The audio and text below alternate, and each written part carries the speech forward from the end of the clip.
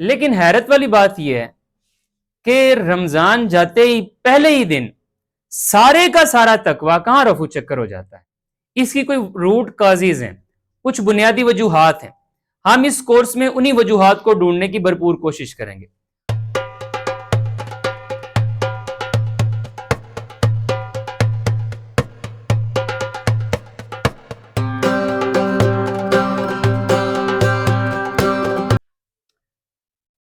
اعوذ باللہ من الشیطان الرجیم، بسم اللہ الرحمن الرحیم۔ جیسے آپ سب جانتے ہیں کہ رمضان المبارک کی آمد ہے، اور آپ سب یہ بھی جانتے ہیں کہ اللہ تعالیٰ کا آپ کو اور مجھے حکم ہے، یا ایھا الذین آمنوا کتب علیکم الصیام کما کتب علی الذین من قبلکم لعلکم تتقون۔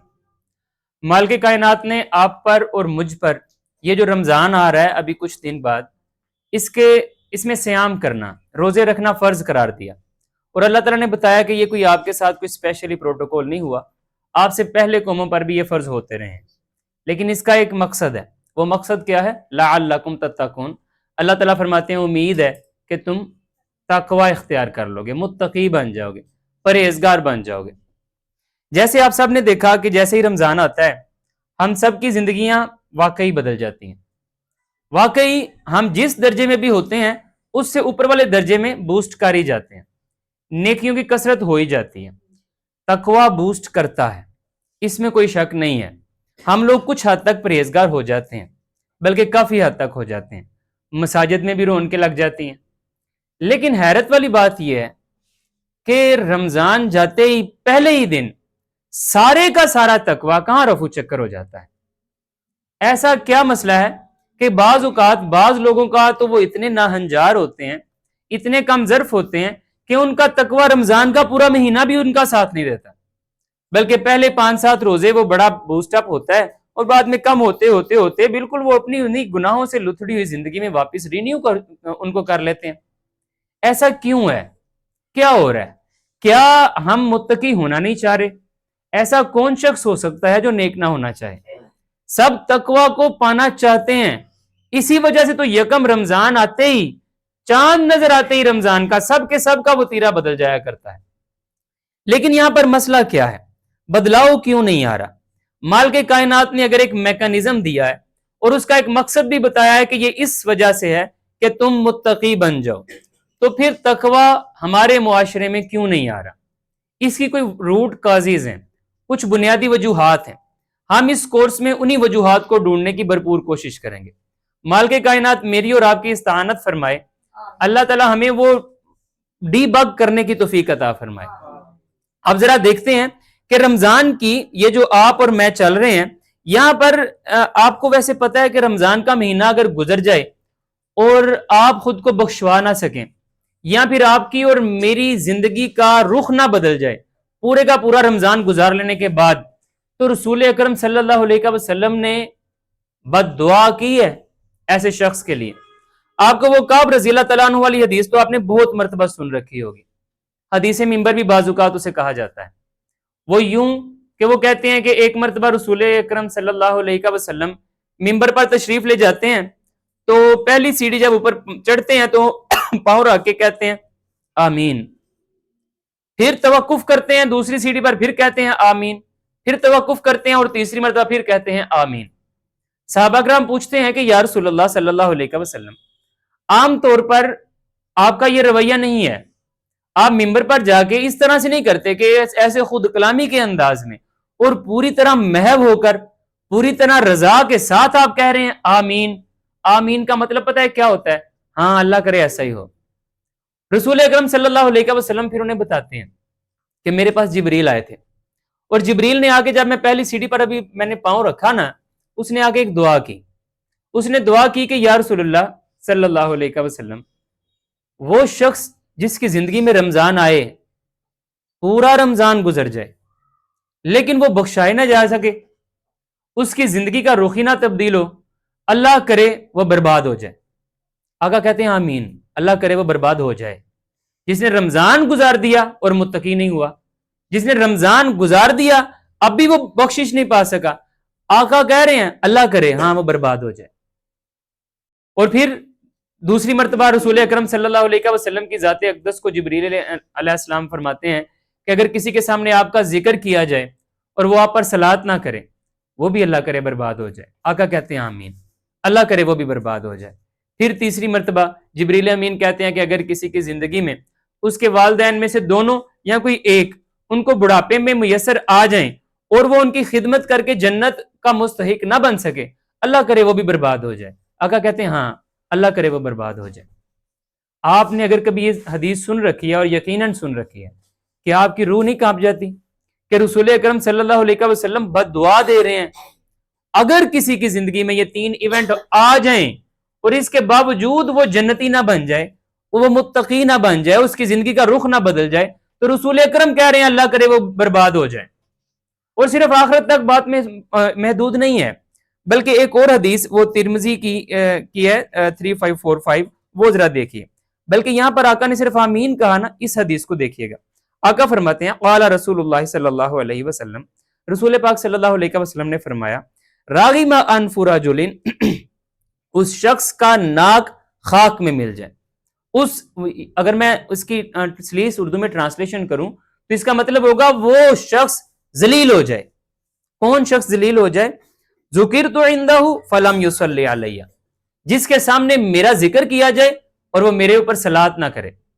اب یہ جو صلات ہے نا، اگر آپ کے ذہنوں میں آیا ہے کہ آپ کے سامنے آقا نامدار صلی اللہ علیہ وسلم کا نام لیا جائے تو آپ جواباً صلی اللہ علیہ وسلم کہہ دیں تو اس کا حق ادا ہو جائے گا۔ صرف اتنا کہہ دینے سے حق ادا نہیں ہوگا۔ صلات ایک کنسیپٹ ہے۔ آقا نامدار صلی اللہ علیہ وسلم پر صلات کرنے کا مطلب کیا ہے؟ اگر ابھی آپ نہیں سمجھ پائے تو صلات کورس کو دوبارہ رینیو کریں، بلکہ یوٹیوب پر وہ پورے کا پورا پڑا ہوا ہے۔ جو فرسٹ ٹائم یہ صرف رمضان کورس سے کر رہے ہیں، میں آپ کو اس چیز کی طرف دعوت دیتا ہوں کہ آپ صلات کورس ایک مرتبہ دیکھیں، آپ کو سمجھ آئے کہ رسول اکرم صلی اللہ علیہ وسلم کس بات پر کہہ رہے ہیں۔ یہ کوئی میکانزم ہی ہوگا نا، کوئی بہت بڑی بات ہوگی نا، کہ وہ نہ کرنے کے نتیجے میں آقا کی بد دعا ہے اللہ کرے وہ دنیا میں بھی ذلیل ہو جائے اور اللہ کرے وہ آخرت میں بھی برباد ہو جائے۔ جس کے لیے آقا نامدار بد دعا کر رہے ہیں وہ بہت بڑی بات ہوگی۔ تو لہذا اس صلات کے کنسیپٹ کو سمجھنے کے لیے رجوع کیجئے صلات کورس کی طرف۔ باہر کیف اس کے آگے آقا دوبارہ فرماتے ہیں وَرَاغِمَ أَنْفُ رَجُلٍ، اور اس شخص کی بھی ناک خاک میں مل جائے، دَخَلَ عَلَيْهِ رَمَضَانُ ثُمَّ انْسَلَخَ قَبْلَ أَنْ يُغْفَرَ لَهُ، کسی شخص پر رمضان آیا اور پورے کا پورا رمضان گزر گیا، وہ شخص بخشا ہی نہیں گیا، اس شخص کا وتیرہ بدلا ہی نہیں، اس میں تقوی پیدا ہی نہیں ہوا، تو آقا فرما رہے ہیں اللہ کرے وہ بندہ ذلیل ہو جائے۔ آپ ذرا دل پہ ہاتھ رکھ کے بتائیے، جس کے بارے میں آقا نامدار صلی اللہ علیہ وسلم نے یہ بد دعا کر دی کہ وہ ذلیل ہو جائے، تو کیا وہ نہیں ہوگا؟ یقیناً ہوگا، یقیناً۔ آپ کو پتہ آقا نامدار صلی اللہ علیہ وسلم کو اللہ تعالیٰ نے رحمت للعالمین کہہ کر پکارا ہے۔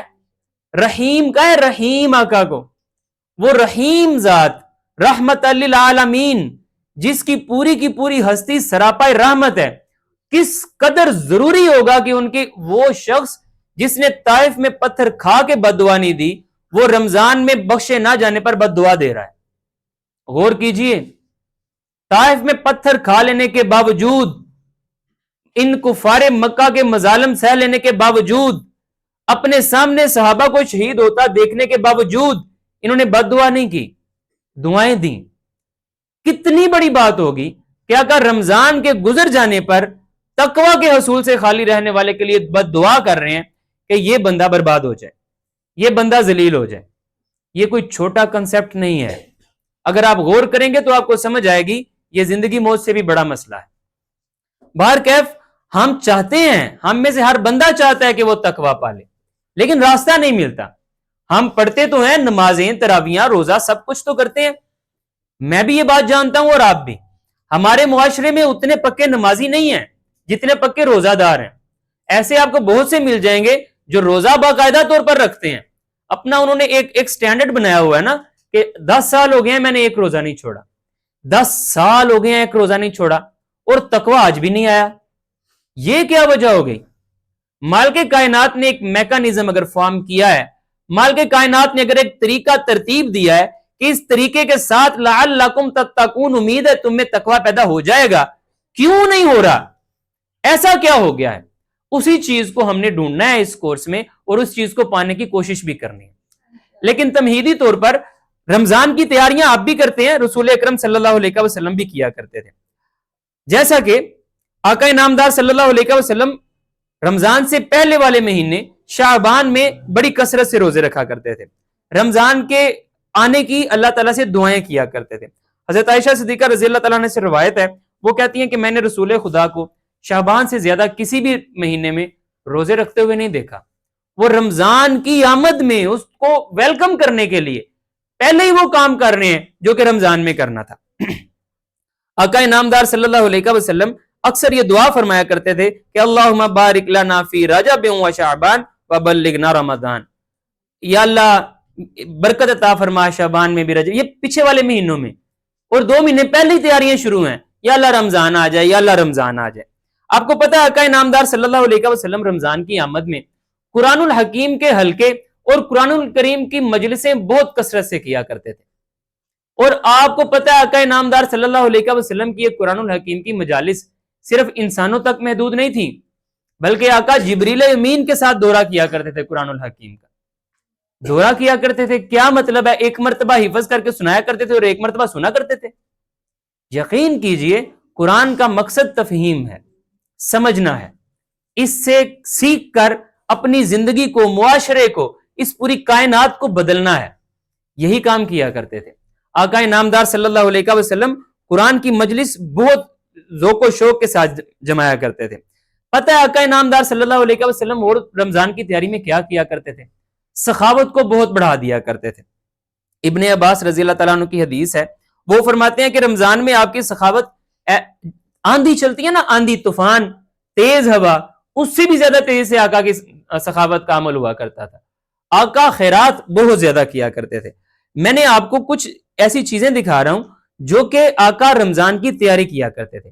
ہم بھی رمضان کی تیاری کرتے ہیں، لیکن ہماری تیاری کا نا کچھ طریقہ مختلف ہے، کیونکہ آقا رمضان کو کسی اور اینگل سے دیکھ رہے ہیں، ہم رمضان کو کسی اور اینگل سے دیکھ رہے ہیں. ہماری رمضان کی تیاریاں کیا ہوتی ہیں؟ رمضان میں ہمارا بھی پورے کا پورا معاشرہ بدل جاتا ہے. کیا؟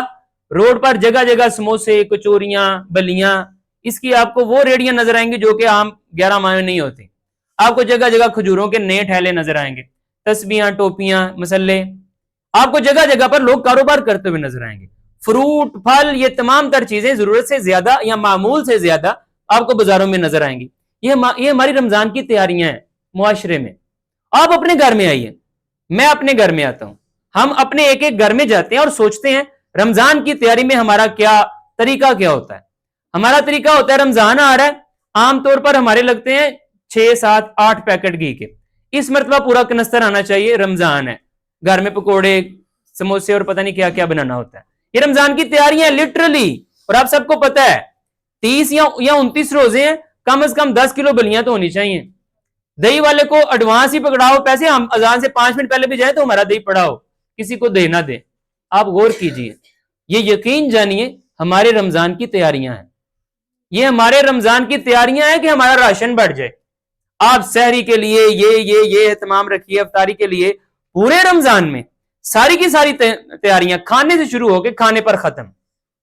آپ نے غور کیا مال کے کائنات نے رمضان میں آپ کو جس چیز پر کنٹرول کرنا سکھانا تھا کہ آپ نے حلال بھی کھانا پینا پورے دن میں چھوڑ دینا ہے. ٹھیک ہے مالک چھوڑ دیا، لیکن یہ ایک لمحہ پہلے اور ایک لمحہ بعد ہم ساری کسر نکال دیں گے، بلکہ اتنا جتنا عام معمول میں بھی نہیں ہوتا وہ بھی کریں گے. ہماری توجہ کا مرکز اور محور کیا ہے؟ جس چیز پر کنٹرول کرنا تھا، یہ پیٹ، یہی ہمارا مرکز و محور ہے پوری طرح سے. آپ ذرا غور کیجئے، آپ نے ٹاپ سرچز جا کے دیکھنی ہے. ایک مرتبہ میں نے دیکھی تو اس میں پتہ کیا تھا کہ پورا دن پیاس نہ لگنے کے لیے سحری میں کیا کھایا جائے، کیا پیا جائے. یقین جانیے یہ سرچز ہے، ٹاپ سرچز، کہ آپ چائے پیئے پھر پیاس نہیں لگے گی، آپ دہی کھائیں پھر آپ کو ایسا نہیں ہوگا. یہ سارے ٹوٹکے ہیں. آپ ذرا غور کیجئے ہماری توجہ کا مرکز و محور کیا ہے؟ پیٹ. اسی چیز پر تو کنٹرول سکھانا تھا. باقاعدہ طور پر کہا گیا خبردار پورا ماہ آپ پہلے پورا دن کھایا کرتے ہیں، پوری رات کھایا کرتے ہیں، اب یہ پورا ماہ اس خاص ٹنیور میں آپ نے نہیں کھانا. اب وہ خاص ٹنیور میں نہ کھانا، مال کے کائنات میری ایکسٹنکٹ پر، میری جبلت پر مجھے کنٹرول کرنا سکھا رہے ہیں، اور میں اسی کے بارے میں سوچ رہا ہوں. یہ ہماری رمضان کی تیاری ہے. اور یہ کسی ایک گھر کا معاملہ نہیں ہے، کم و بیش اپنی بساط کے مطابق تقریباً ہر گھر میں یہی ہوتا ہے۔ اور رمضان کے اندر بھی ہماری کیا آپ کو پتا ہے، آخری عشرے کی ایک خاص بات ہے، لیلۃ القدر۔ اب خیر رمضان میں دن بہت تھوڑے رہ گئے ہیں، کاش کہ یہ 2-4 دن پہلے ہم نے شروع کیا ہوتا کورس تو شاید ہم اس کو بھی کور کرتے۔ اگر ہماری کمیٹی نے ساتھ دیا تو ہم رمضان میں بھی انشاءاللہ 1-2 کلاس کر لیں گے اس کی۔ لیکن آخری عشرے میں مال کے کائنات زیادہ پروٹوکولی بات کر رہے ہیں، اس میں کوئی خاص بات ہے، اس میں کوئی خاص رات ہے، اعتکاف کیا جاتا ہے، مزید عبادات کو بڑھا دیا جاتا ہے۔ یہ رسول کریم کا رمضان کا آخری عشرہ ہے، اور ہمارا رمضان کا آخری عشرہ کیا ہے؟ عید کی شاپنگ، کہ میچنگ بینگلز کہاں سے ملیں گی، میرا دوپٹہ نہیں ابھی تک رنگ ہوا، میرے جوتے نہیں اس طرح کے آئے، یہ میری آخری عشرے کی تیاریاں ہیں۔ آپ ذرا غور کیجئے، پورے رمضان میں، رمضان آنے سے پہلے سے لے کر رمضان کے آخری مبارک عشرے تک، پورے کے پورے رمضان میں نے صیام تو کیا نہیں، اس کی طرف تو میری توجہ مربوط ہوئی نہیں، ایک مرتبہ بھی ربط میں نہیں آئی۔ جیسے جیسے رمضان اختتام کے قریب آتا، آقا انعامدار صلی اللہ علیہ وسلم مزید زیادہ عبادات میں جوش و خروش بڑھا دیا کرتے، بازار خالی ہو جایا کرتے، اور ہمارے بازار آخری دنوں میں گزرنے کا راستہ نہیں ہوتا۔ آپ کو بھی اس بات کا پتہ ہے، آپ کو سمجھ آ رہی ہوگی، ہم رمضان کو تقوی کے حصول کے لیے سمجھتے ہی نہیں ہیں، تقوی کے حصول میں ہم نے کبھی انٹرسٹ لیا ہی نہیں ہے۔ رمضان سے پہلے کی تیاریاں ساری راشن کے لیے، اور رمضان کے پہلے دن ہی ہم پھر کپڑے کی تیاریاں، اور پھر درزی کپڑے نہیں پکڑے گا پہلے ہی پکڑائیں، یہ کر لیں وہ کر لیں، اور آخری دن تک پھر عید کی تیاریاں، اور ایک دن عید۔ آپ کو اندازہ ہے یہ عید کس بات کی ہے؟ عید ہوتی کیوں ہے؟ عید ہوتی اس بات کے لیے، شکر الحمدللہ میں نے تقوی پا لیا، یا اللہ تیرا لاکھ لاکھ شکر ہے کہ تو نے ایک ٹنیور سے مجھے گزارا، تو نے مجھے یہ رمضان کا ایک میکانزم دیا، اس میکانزم کو اپنانے کے بعد تیرا لاکھ لاکھ شکر ہے، میرے تقوی بہت بوسٹ اپ ہو گیا ہے، میں متقی بن گیا ہوں۔ اس بات کی خوشی تھی، یہ تو ہوا نہیں۔ عید کس بات کی؟ عید کا مطلب ہی خوشی ہے، پورے کا پورا تقوی پانے کا ٹنیور اس بات میں خرچ کر دیا کہ اس خوشی کو کس طرح سے منانا ہے جس کا میں مستحق ہی نہیں ہوں، کیونکہ تقوی تو پایا نہیں، متقی تو میں ہوا نہیں۔ پہلے ہی دن چاند رات ابھی جب ہوتی ہے، ابھی چاند نظر آیا ہے، 2 لمحے پہلے تک میں مسلمان تھا، اور فوراً ہی گانے باجے اور ڈول ڈمکے، خیر لمٹ میں ان لمیٹڈ ناچ گانے شراب کباب، اپنی اپنی بساط کے مطابق فائرنگ، اور جو کچھ ہو سکتا ہے وہ سب کچھ۔ آپ کو اندازہ ہو رہا ہے کہ ایکچولی ہم نے اس میکانزم کو قبول ہی نہیں کیا۔ میری اور رسول اکرم صلی اللہ علیہ وسلم کی تیاری میں زمین آسمان کا فرق بتا رہا ہے کہ میں اس چیز کو سمجھا ہی نہیں جو آقا انعامدار صلی اللہ علیہ وسلم نے دیا۔ اب ذرا آگے چلتے ہیں۔ اگر آپ کو یہ تھوڑی تھوڑی بات سمجھ آئی ہے کہ ہم نے اس فاسٹنگ کے منتھ کو فیسٹنگ کا منتھ بنا دیا ہے، یہاں پر باقاعدہ دعوتیں کی جاتی ہیں، مقصد ہوتا ہے کہ اپنے رشتہ داروں کی آپ دعوت کریں، ان کو افطار پارٹی پر بلائیں، نام ہی افطار پارٹی۔ آپ کو پتا ہے فاسٹنگ کو فیسٹنگ، اتنی انگریزی تو آتی ہے نا، فاسٹنگ کا مطلب ہے روزوں کا مہینہ، اور فیسٹنگ منتھ کا مطلب ہے دعوتوں کا مہینہ۔ ہم نے اسے دعوتوں کا مہینہ بنا دیا۔ آپ کو پتا ہے رسول اکرم صلی اللہ علیہ وسلم کی افطار کس طرح سے ہوا کرتے تھے؟ آپ ذرا سنیے، انس بن مالک رضی اللہ تعالیٰ عنہ فرماتے ہیں، وہ کہتے ہیں نبی پاک صلی اللہ علیہ وسلم پریورٹیلی تازہ کھجوروں کے ساتھ روزہ کھولنا پسند فرماتے ہیں، لیکن اگر کبھی تازہ کھجوریں نہ ہوتی تو چھواروں سے کھول لیتے، خشک کھجور سے کھول لیتے، اور اگر کبھی خشک کھجور بھی میسر نہ ہوتی تو کوئی بات نہیں ہے، پانی کے 2 گھونٹ پڑتے، روزہ افطار ہو گیا۔ یہ آپ کے اور میرے نبی کا طریقہ ہے۔ اب آپ کہیں ان کے پاس میسر نہیں تھا تو پھر خیر اس کا میں آپ کو کیا جواب دوں، یہ باغ فدق کے مالک کے روزے کھولنے کا طریقہ ہے، اور باغ فدق کوئی 2 مرلے کا باغ نہیں تھا، جا کے سرچ کیجئے گا آپ اس بات پر میں کیا بات کروں۔ بہرکیف آپ ذرا غور کیجئے، آپ کو اندازہ ہو جائے گا کہ میرا سارے کا سارا توجہ اور فوکس جو تھا وہ اپنے پیٹ کی طرف رہا، اور اس کے بعد کی فیسٹنگ کی طرف رہا۔ رسول اکرم صلی اللہ علیہ وسلم کے دور میں یہ جو دعوتیں ہوا کرتی تھی نا، آقا ترغیب دیا کرتے تھے، آپ مسکینوں کا روزہ کھلوائیں، ان کا روزہ کھلوائیں جو روزہ بیچارے کھولنے کے قادر نہیں ہیں، جن کے پاس پیسے نہیں ہیں، اب روزہ رکھا ہوا ہے پورے دن میں پتہ نہیں اچھی طرح کام ہوا ہوگا کہ نہیں ہوا ہوگا، ان کو دیں۔ یہ مقصد نہیں تھا کہ جو پہلے ہی کھاتے پیتے گرانے ہیں انہی کو بلائیے، اور آپ کباب اور بلکہ بوفے پورا رکھیے ان کے سامنے، اور بس آپ نے کما لیا ثواب, آپ بار کے آپ ثواب کے چکروں میں رہے اور تقوی کا حصول تو ہوا نہیں. اب آگے چلیے, آپ کو پتہ ہے اس چیز کا ایک بنیادی جہاں پر ایک بھول چوک ہو گئی, بھول چوک نہیں ہوئی, سوچی سمجھی سازش کے تحت آپ سے اور مجھ سے یہ چیز چھین لی گئی. وہ ذرا سن لیجئے. صحیح بخاری کی حدیث نمبر 37 ہے, پھر 38 ہے, پھر 1901 اور کئی احادیث اسی موضوع پر ہیں. البتہ حدیث سنیے. آقا نام شاید آپ نے پہلے سن بھی رکھی ہو. آقا فرماتے ہیں من قام رمضان ایمانا و احتسابا غفر له ما تقدم من ذنبه. اگر کسی شخص نے رمضان کو ایمان اور احتساب کے ساتھ, اگر آپ نوٹس بنانے کے عادی ہیں ان دو لفظوں کو لکھ لیجئے. مالک کائنات کا یہ آپ کو پتہ ہے نا, مالک کائنات وہی نہ کرے تو آقا بولتے نہیں ہیں. یہ آقا انعامدار صلی اللہ علیہ وسلم کی جو حدیث ہیں یہ اللہ ہی کی سکھائی ہوئی ہیں. آقا فرما رہے ہیں من قام رمضان ایمانا و احتسابا, جو شخص رمضان کو قائم کرے گا دو چیزوں کے ساتھ, ایمان اور احتساب کے ساتھ. ویسے اس کا جو ترجمہ عام طور پر آپ پڑھیں گے نا وہ ہوگا نیکی کے حصول کے لیے, ثواب کی نیت سے. میں خیر ان کو غلط تو نہیں کہہ سکتا, میرے پاس کوئی ایسی اتھارٹی نہیں ہے, لیکن آپ سب ذی شعور ہیں. احتساب کا مطلب کیا ہوتا ہے آپ کو پتہ ہی ہے, اردو میں بھی یہ لفظ استعمال ہوتا ہے. احتساب کے ساتھ جس نے رمضان قائم کیا, اور یہی لفظ آقا نے لیلۃ القدر کے لیے بھی کہے, یہی لفظ آقا نے قیام اللیل تراویح کے لیے بھی کہے. بار کیف اس کا مطلب کیا ہے, یہ آپ سے چھوٹ گیا, مجھ سے چھوٹ گیا. چھوٹ گیا, پکڑایا ہی نہیں گیا, بتایا ہی نہیں گیا کہ رمضان کا پہلا روزہ رکھنا ہے نا, تم نے پہلے تو ایمان کے ساتھ کہ میں نے تقوی پانا ہے, پھر اپنا احتساب کرنا ہے. تقوی کا لیول بڑھا کہ نہیں بڑھا؟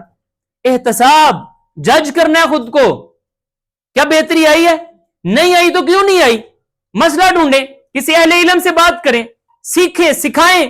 اگر آپ کو پتہ چل گیا تو احتساب لازمی جزو ہے جو پورے رمضان میں مجھے بتایا ہی نہیں گیا کہ یہ کرنا ہے. یقین جانیے احتساب لازمی جزو ہے. اگر آقا نامدار فرماتے ہیں من قام رمضان ایمانا و احتسابا, جس نے ایمان اور اپنا احتساب کرتے ہوئے رمضان کو قائم کیا, غفر له ما تقدم من ذنبی, اس کے سارے گناہ پہلے معاف کر دیے گئے. کیوں؟ اپنا اس نے احتساب کر لیا ہے, توبہ کر لی ہے, جس کی چوری کی تھی بات جا کے واپس کر دی ہے, جو کچھ کیا تھا جب اس کو سمجھ آ جائے گی اس کو کور کر لے گا, توبہ کر لے گا سچی مچی والی.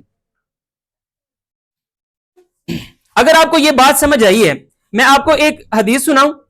بہت سے لوگ ایسے ہیں جو صرف اور صرف بھوک اور پیاس ہی کاٹتے ہیں, مال کے کائنات کی نظر میں ان کے روزے کی کوئی اہمیت نہیں ہے. خیر مجھے چھوڑیے, بخاری شریف کی حدیث سنیے. آقا نامدار صلی اللہ علیہ وسلم کیا فرماتے ہیں.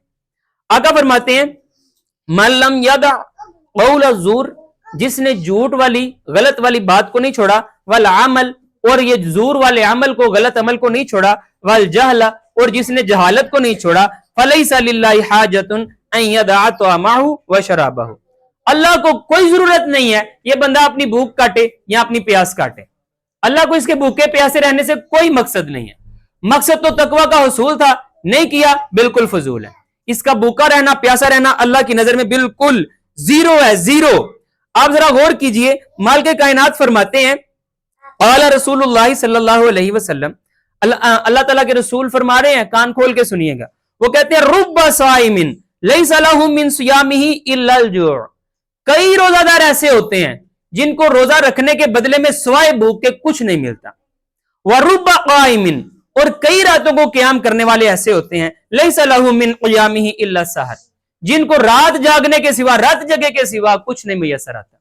جب تقوی نہیں آیا کوئی فائدہ نہیں ہے, رتی برابر فائدہ نہیں ہے. اگر آپ کا تقوی کا لیول اپ نہیں ہوا, آپ کی بھوک اور پیاس کا نہ آپ کو کوئی فائدہ ہونے والا ہے, نہ مال کے کائنات کی نظر میں اس کی کوئی وقت ہے. یہ آقا نامدار صلی اللہ علیہ وسلم کی حدیث سنا رہا ہوں, اپنی بات نہیں کر رہا. آپ ذرا غور کیجئے, اب تک میری زندگی میں جتنے رمضان گزرے ہیں ان رمضان کے آنے اور جانے سے میرے اندر کیا تبدیلی آئی ہے. اگر تبدیلی نہیں آئی تو یقین جانیے ہم نے رمضان کو قائم نہیں کیا, اور یہ جو رمضان کو قائم نہیں کیا اس کی وجہ میں ہوں.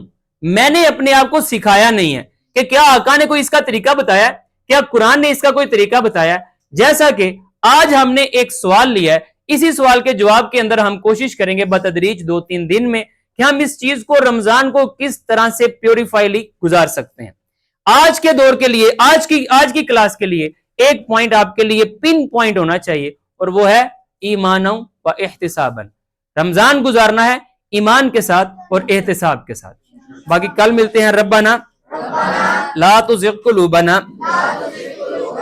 بعد اذ ہدیتنا وہب لنا من لدنک رحمہ انک انت الوہاب.